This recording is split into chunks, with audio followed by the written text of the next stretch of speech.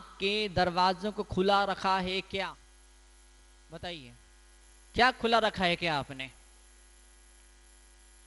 आंखें तो खुली हैं, आंखें तो खुली हैं। सौभाग्य है कान पर ढक्कन नहीं है। कुदरत ने आंख के पास पलके दिए हैं। इस कुदरत ने या किस्मत ने या नाम कर्म ने या जो कुछ कहो आप, आंख के ऊपर पलक है। आंखें बंद भी होती खुलती भी है, लेकिन कान के ऊपर कोई की पलक जैसी संरचना नहीं है। आंख पर पलक है, मतलब जो नहीं देखना उसको मत देखो, कोई दिक्कत नहीं है। लेकिन कान पर ढक्कन नहीं है। कान पर ऐसा कोई पर्दा नहीं कि चाहो तो सुनो, ना चाहो तो मत सुनो। लेकिन उसके बावजूद भी इंसान जो होता है, जब कुछ सुन रहा होता है तो बोलने वाले के बीच में और हमारे इस कान के बीच में हजारों विचार की परत इकट्ठी हो जाती है। जब हजारों विचारों की परत जब इकट्ठी होती है तो फिर चाह करके भी हम सुन नहीं पाते। सामने वाले की इच्छा है कुछ बोलने की, बताने की, सिखाने की, समझाने की। आपकी भी इच्छा है कि आप कुछ सीखे, समझे, सुने, प्राप्त करें, ग्रहण करें, लेकिन उसके बावजूद ही वो शब्द कान तक नहीं पहुंच पाते हैं। शब्द कान तक नहीं पहुंचते। क्यों नहीं पहुंचते हैं? वो विचार बाधा बन के खड़ा हो जाते हैं। तो ऐसे कुछ ऐसे विचारों का सेट होता है, कुछ ऐसे विचारों का समूह होता है, कुछ ऐसे गुंडागर्दी वाले विचार। कुछ गुंडे बदमाश नहीं होते? कुछ गुंडे बदमाश हर शहर में, हर कॉलोनी मोहल्ले में होते हैं। कुछ ऐसे लोग मंदिरों के अंदर भी घुसपैठ कर जाते हैं कि कुछ ऐसे लोग होते हैं कि जिनकी वजह से समाज में, परिवार में शांति पैदा नहीं हो पाती है। तो ऐसे कौन से विचार है जो विचार आपके मन के अंदर श्रद्धा का कमल नहीं खिलने देते हैं? श्रद्धा का कमल खिलने में कौन से विचार बाधा बनते हैं? तो रत्नगण सौकाचार के अंदर आचार्य भगवान संबंधभद्र स्वामी ने सुंदर सा श्लोक लिखा है। श्लोक नंबर 30। कौन सा नंबर है? 30 है ना। तो वो 30 जैसे उठते हैं तो फिर टी है ना, उठते हैं तो शाह को गृहस्थी को टी चाहिए, टी। उस टी से ज्यादा ये 30 नंबर क्या है? मया सांस ने हलो वाश कुदेवागम लिंगिनाम प्रणामम विनमम चैवन कुर्यो शुद्ध द्रष्टया कुर्यो शुद्ध द्रष्टया। शुद्ध दृष्टि। कौन सा दृष्टि? शुद्ध दृष्टि। दृष्टि में शुद्धता कब पैदा होती है? दृष्टि में, आंखों में समीचीनता कब पैदा होती है? इन नजरें पवित्र कैसे होती है? उर्दू में बोलते पाक। उर्दू में क्या बोलते हैं? पाक मतलब पवित्र। और हिंदी में क्या बोलते हैं? पाक। पाक मतलब क्या होता है? शक्कर का पाक, है ना। ऐसे बोलते नहीं बोलते? मिठाई को पाक शब्द से, मैसूर पाक, मिठाई को पाक शब्द से कहा जाता है। अंग्रेजी में पाक का मतलब क्या होता है? अंग्रेजी पाक का मतलब होता पार्क। अंग्रेजी में र को प्रोनाउंस नहीं करते, र को नहीं बोला जाता है।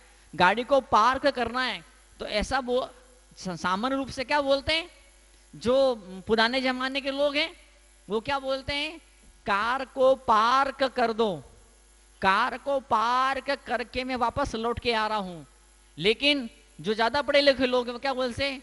पार्क, कार को पार्क करके आ रहा हूं। पार्क शब्द यूज नहीं करते हैं। तो अलग अलग भाषाओं में एक ही शब्द के मीनिंग अलग अलग हो जाया करते हैं। तो यहाँ चाचे भगवान क्या लिखते हैं? शुद्ध दृष्टि है। आंखों में पवित्रता पैदा होती है, आंखों में पावनता पैदा होती है। कैसे पैदा होती है? कैसे पैदा होती है? श्रद्धा और भक्ति का सैलाब जब उड़ने लगता है तब आंखों में पवित्रता पैदा होती है।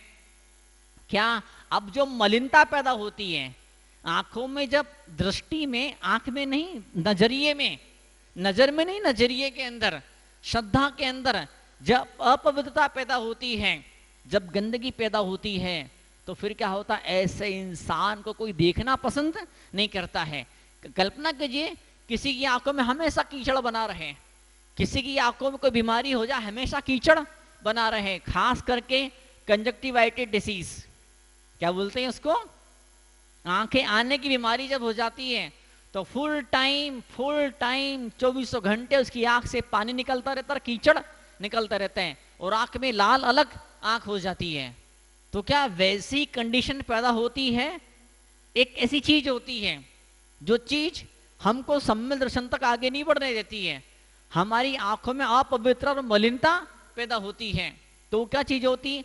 भय, आशा, स्नेह और लोभ, ये 4 चीजें होती हैं।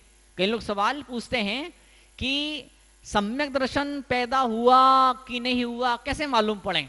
अरे 1000 कसौटियां हैं, 1000 पैमाने हैं, 1000 कसौटियां, 1000 पैमाने, 1000 क्राइटेरियाज हैं। सम्यक दर्शन हुआ कि नहीं हुआ यह पहचान करने के लिए 1000 तरह के थर्मामीटर विभिन्न शास्त्र में विभिन्न श्लोकों के अंदर हमको आचार्य ने पेश कर रखे, परोस रखे हैं। कौन सा थर्मामीटर है? एक थर्मामीटर ये वाला है। कौन सा? ये वाला थर्मामीटर। कौन सा? भय, आशा, स्नेह और लोभ। आप चेक करो, जो भी आप धर्म काम कर रहे हैं, जो भी साधना आपके माध्यम से हो रही है, जो भी आराधना आपके माध्यम से हो रही है, कहीं भय तो नहीं है कि नरक न चले जाऊं मैं, निगोद न चले जाऊं मैं, आने वाले जन्मों में भयंकर दुख न मिले मुझे? इस तो भयंकर भय, भय की वजह से कई सारे लोग धर्म ध्यान करते हैं, भय की वजह से। और सम्यक दर्शन तो फिर भी ठीक है, वीतरागी की आराधना फिर भी ठीक है। कई लोग भय के चक्कर में कुदेवों की पूजा करने लग जाते हैं। ऐसे देवी देवता, ऐसे देवी देवता जो जानते ही नहीं कि राग द्वेष क्या होता है, उसे छूटा कैसे जाता है। जैसे इंसान होते हैं वैसे देवी देवता होते हैं। फर्क कितना होता है? वो देवगति में है तो इंसानों से लाख गुना ज्यादा ताकत और रिद्धि सिद्धि उनके पास में होती है, उनसे ज्यादा उनके पास में शक्ति होती है। तो उनकी शक्ति से मुझे फायदा मिल जाए और अगर मैं उनकी पूजा नहीं करूंगा तो फिर क्या होगा? डर लगता है कहीं ये मेरा बुरा ना कर दें, कहीं ये मेरा बिगाड़ ना कर दें। मैंने ऐसी हजारों घटनाएं मैंने अपने खुद के अपने सन्यास के जीवन के अंदर महसूस की, खुद ने अपनी आंखों से देखी है। अमुक इंसान ने अमुक कुदेवों का, क्षुद्र देवताओं की पूजा करना बंद कर दी, लाइफ में संकट मुसीबत आई, उसने फिर से उनकी पूजा करना शुरू कर दी। संकट क्यों आते हैं, मुसीबत क्यों आती है? मात्र मात्र पाप कर्म का उदय। जो उनको देव की आराधना कर रहे हैं, जो फुल टाइम जैन धर्म को जानते ही नहीं है, जिन्होंने भगवान हरि का नाम भी नहीं सुना, जो मात्र उन्हें उन देवताओं की ही आराधना करते हैं, क्या उनके भक्तों के जीवन में कोई कष्ट, कोई संकट नहीं आता है क्या? जवाब दीजिए, आता है। तुम संकटों से बचने के लिए डर करके, घबरा करके, भयभीत हो करके हम कोई साधना आराधना न करें। अमुक जमाने के अंदर, सम्राटों के जमाने के अंदर आज भी ऐसा होता है, चौराहों चौराहों पर वो दुनिया भर के वो पत्थरों पर वो हरा पीला काला रंग पोत देते हैं। और ट्रक ड्राइवर को भय होता है, ट्रक ड्राइवर सोचता है, टैक्सी ड्राइवर सोचता है, अगर मैं यहां ना रुका, मैंने इस देवता को फूल बत्ती, अगरबत्ती, माला न चढ़ाई, अमुक प्रकार का भोग नहीं चढ़ाया। कुछ देवता तो ऐसे भी हैं गुटखे का भोग जहां पर लगता है, ऐसे बड़े बड़े लड़, ऐसे 10-10, 20, 25 पाउच की एक लड़, ऐसे 10-10 लड़, 20-20 लड़ कई सारे ट्रक ड्राइवर उन देवताओं को समर्पित कर देते, चढ़ा देते हैं। क्यों? डर के मारे। भयासा, आशा मतलब क्या? आशा मतलब क्या? कुछ उम्मीद है, कुछ चाहिए है, कुछ सपना है, तो उस उम्मीद को, सपने को पूरा करने के लिए लोग मिथ्यात्व की आराधना करते हैं।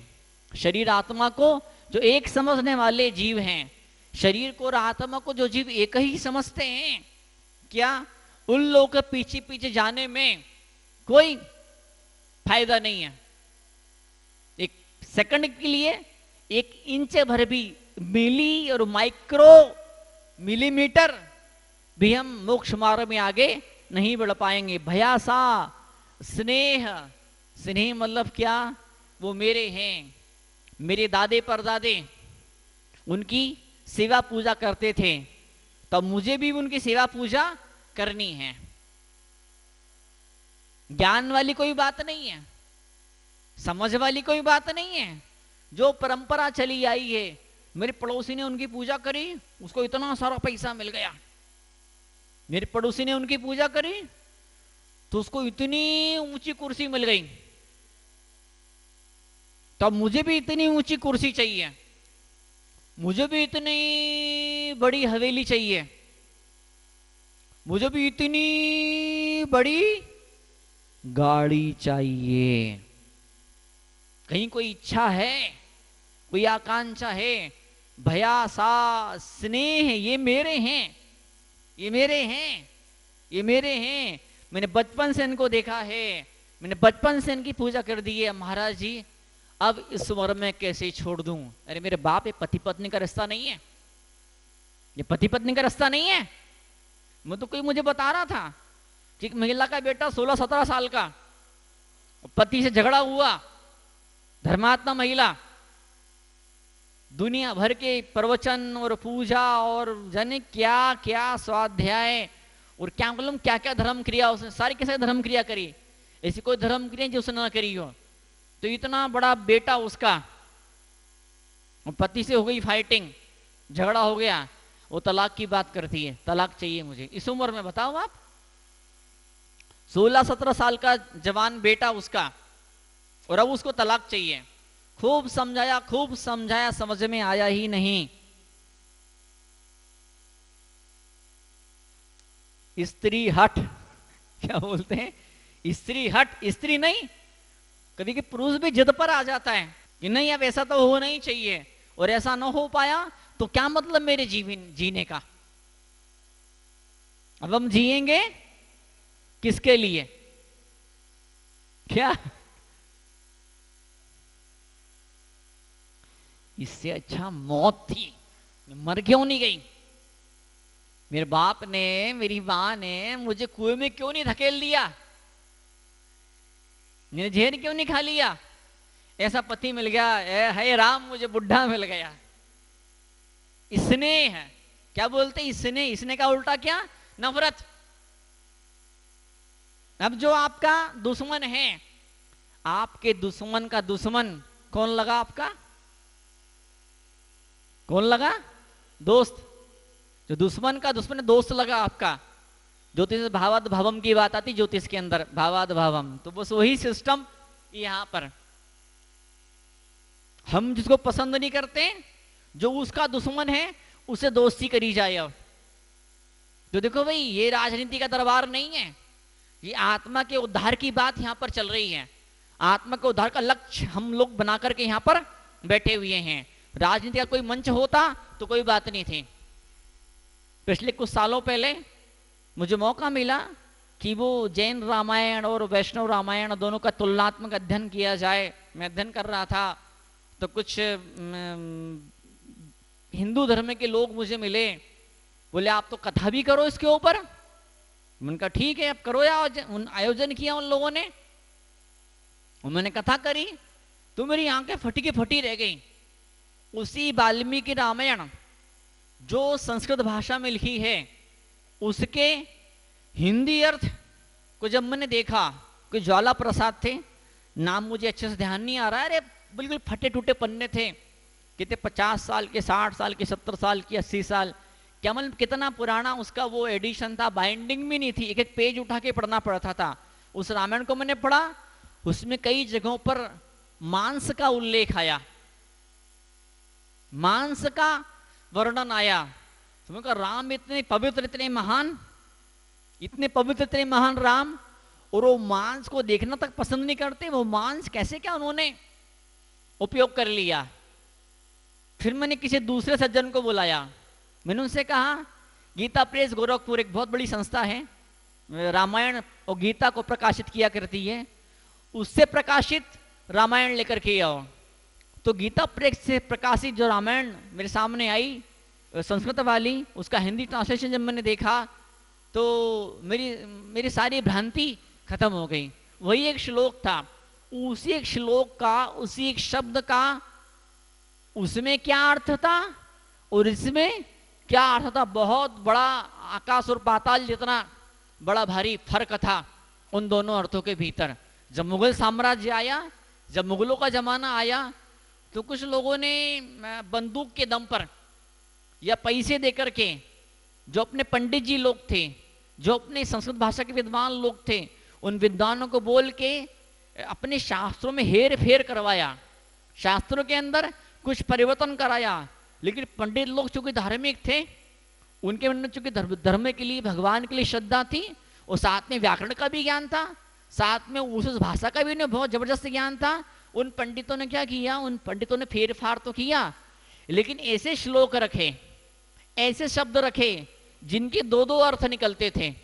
जिन श्लोकों के दो दो अर्थ निकलते थे, श्लोक उन लोगों ने शास्त्र के भीतर रख दिए। एक अर्थ तो निकलता था जो मांसाहार का पोषण करता था, कि मांसाहार, जैसे श्वेताम्बर परंपरा के अंदर कहीं कहीं है, शायद हमने शायद सुना था मैंने कि वो भगवान महावीर ने, उनको भयंकर दस्त लगे तो श्वेताम्बर परंपरा के किन्हीं ग्रंथों में लिखा है कि उन्हें मांस खाया। फिर बाद के जो दूसरे टीकाकार थे, दूसरे जो आचार्य थे, उनके ग्रंथों को जब जांच पड़ताल की गई, जब खंगाला गया, जब टटोला गया, तो मालूम पड़ा वो जो शब्द था उसके दो अर्थ निकलते हैं। एक अर्थ ये भी निकलता कि मांस, और एक अर्थ ये भी निकलता है अमुक प्रकार की जड़ी बूटी, अमुक प्रकार की वनस्पति। ये शब्द है, जैसे एक शब्द है आयुर्वेद का गोदंती भस्म, जो आयुर्वेद की दवा खाते हैं उन्हें शायद सुना होगा उन लोगों ने। गोदंती, गोदंती मतलब गाय, और दंत मतलब दांत नहीं, वो गाय के दांत से भस्म नहीं बनती, वो जड़ी बूटी होती है। जैसे गो जिह्वा, एक शब्द, एक जड़ी बूटी है गो जिह्वा।